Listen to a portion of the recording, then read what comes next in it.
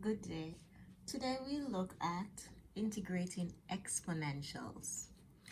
If you're given the function e to the x, the integral is still e to the x. You put plus c at the end.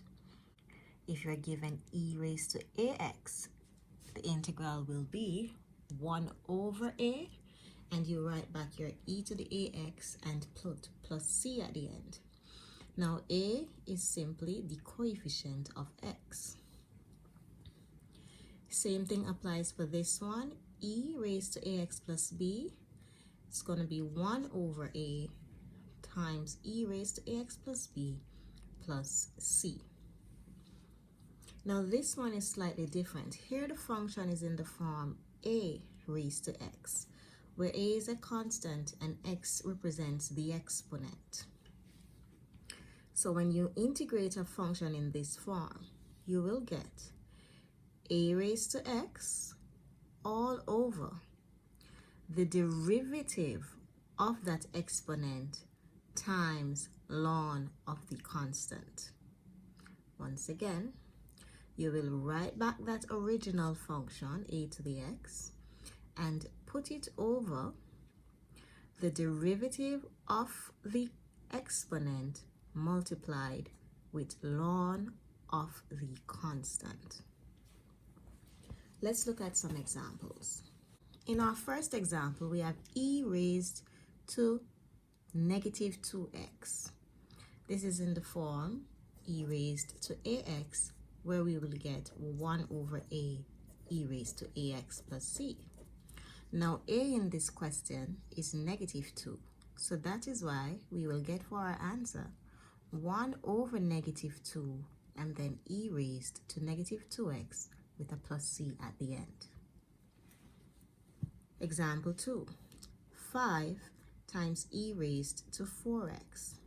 We will integrate this part and then multiply our answer by 5. So for e raised to 4x, following the same rule, a in this case is 4. So we'll get 1 over 4 and the same e raised to 4x with a plus c at the end. This 1 over 4 will get multiplied with our 5, making our final answer 5 over 4 e raised to 4x plus c.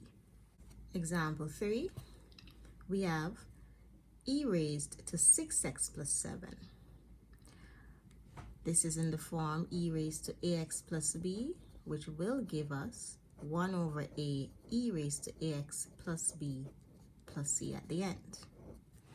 So for our answer, from here our function a is 6. So we'll simply get 1 over 6 and our e raised to 6x plus 7 and our plus c goes at the end.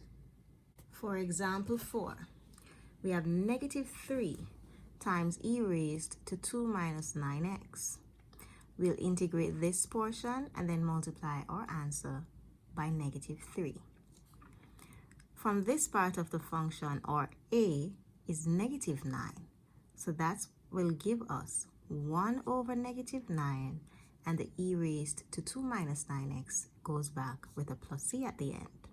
So this negative 3 that we had outside gets multiplied with our negative 1 over 9, which will give us a positive 3 over 9 and simplifies to a 1 over 3. And our e raised to 2 minus 9x plus c goes back. In example 5, we have 3 raised to x. This is in the form a to the x, which we will get for our integral. Same function, a to the x, all over the derivative of the exponent multiplied with ln a. Once again, remember a is the constant. In this case, the constant is 3, and x is our exponent.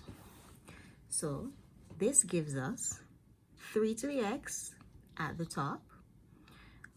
If we differentiate the exponent, or if we differentiate 1, we'll simply get 1. We don't have to write it. And then ln a, in this case, is ln 3. So making our answer 3 to the x over ln 3 with a plus c at the end. For our final example, we have 2 raised to 5x. So we will put back the 2 raised to 5x at the top.